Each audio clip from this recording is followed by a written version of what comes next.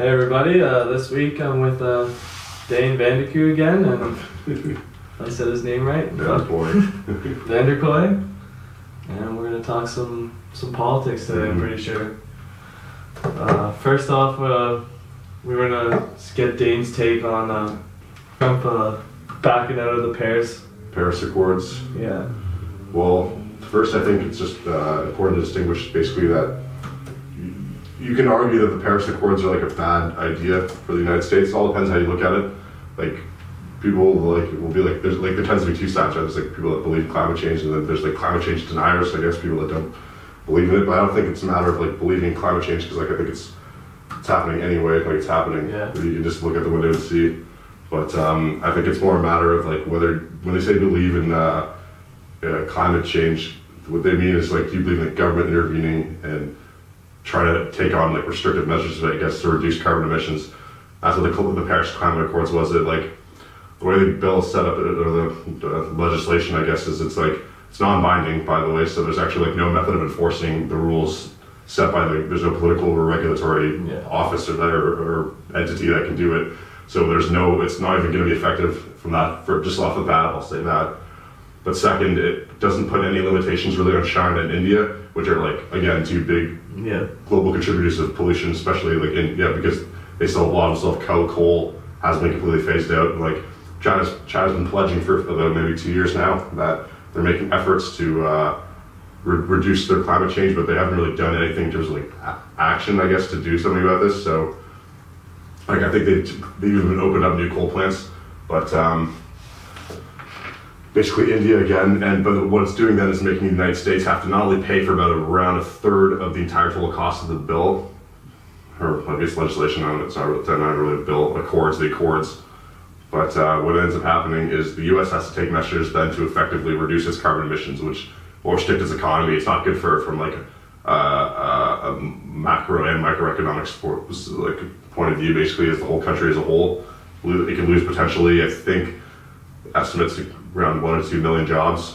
Although some people like Rand Paul was on CNN, he says more. If it's non-binding though, like why not just say that you agree to it and then just not commit to it? You know what I mean? If it's non-binding, they don't basically have to commit to it if they say that they're going to do it regardless. You know what I mean? Well, it's more of like a political thing though. Like, you obviously want to like look good as a country to be able to do it. So like, it's like from a legal structure, you can see it's AIM, right? So this is a convention distributed in Article 2 of the Accords, holding the increase in the global average temperature to well below 2 degrees Celsius above pre-industrial levels, and to pursue efforts to limit the temperature increase to 1.5 degrees Celsius above pre-industrial levels, recognizing that this would significantly reduce the risks and impacts of climate change, increasing the ability to adapt to the adverse impacts of climate change and foster climate resilience on low greenhouse gas emission development in a manner that does not threaten food production, making finance flows consistent with a pathway towards lower greenhouse gas emissions and climate resilient development.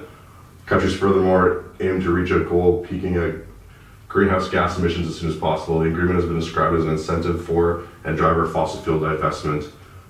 So like, talk about that, they're trying to get the industry they're trying to extinguish the industry, essentially, like through government intervention. The problem is like millions of people across the country, including Canada, America, have entire oil industries and greenhouse gas producing industries. So like, there's that whole question of like whether the government should just destroy these jobs, because there's not really any evidence that the green economy can replace the workforce. Yeah. In that sense, like, there are jobs in the green economy. There are like, there's startups and plenty of entrepreneurial innovation and all sorts of that stuff in the marketplace, but it just hasn't taken. It's not even close to the same size. I mean, let's look right now.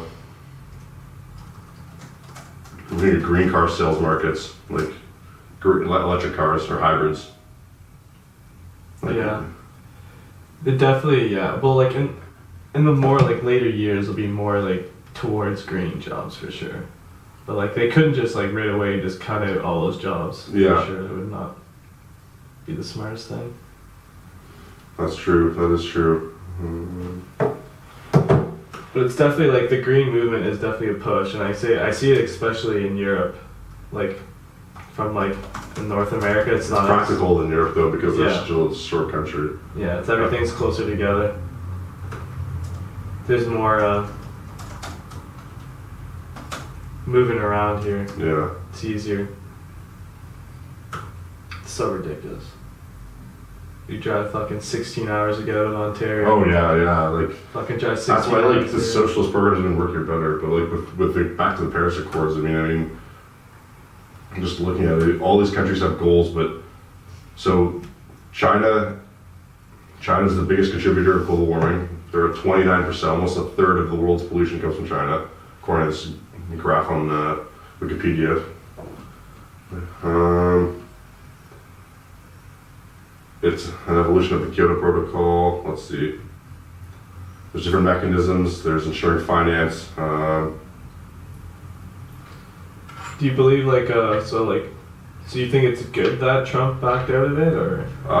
For America, yeah, definitely for the American economy, yeah, without a doubt. I think it's good for Trump and himself politically because like a lot of his supporters didn't like that agreement. They don't like if Trump one of Trump's platforms, which he's definitely shifted on because he shifts on like every issue, is like basically getting rid of regulation. And he's been doing that a bit so far. So like that's actually kind of good for the economy in general. Like I mean, they're obviously environmentalists and like people who think that like the climate change should be regulated and stuff. So like yeah, you're totally welcome to. Like, all these countries are trying to reduce their gas emissions by Afghanistan 0.05%, 0.02%, Canada, we're supposed to reduce our global emission by 1.9%. Look at the standards they're giving other countries. Brazil, 2.48%. That country's not going to be capable of doing that, reaching that goal. Everything looks a lot better on paper. Yeah. And they're all different dates. It's all different for each country. So like, there's obviously favoritism for the poorer countries and like, definitely not favoritism for the rich countries. Let's look at the United States. There's definitely so much what they have to reduce by.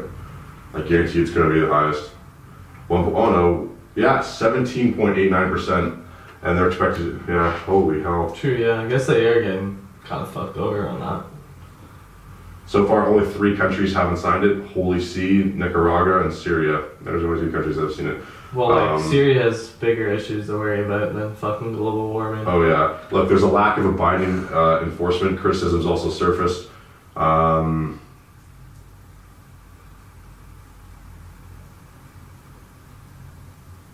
Okay, so this is some criticisms according to James.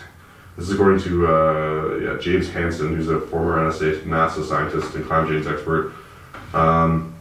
He says institutional asset owners associations and think tanks such as the World Pensions Council, WPC, have also been observed that the stated objectives of the Paris Agreement are implicitly predicted upon an assumption that members of the United Nations, including high polluters such as China, the US, India, Brazil, Canada, Russia, Indonesia, and Australia, which generate more than half the world's greenhouse emissions combined, will somehow drive down their carbon pollution voluntarily and assiduously.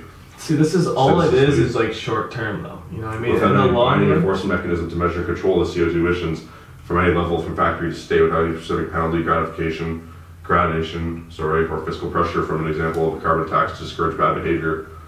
So. But in the long run, like shit's gonna change anyway. Like. Oh yeah, Climate's that's kind of the idea. It's That's definitely the idea. Yeah. Yeah, like it's gonna. And no this is matter what Trump what. got. People voted for Trump for him to do shit like this, so it's actually definitely good for him. And he did his whole world tour. He does little things. Like I don't know if you noticed, he pushed one of the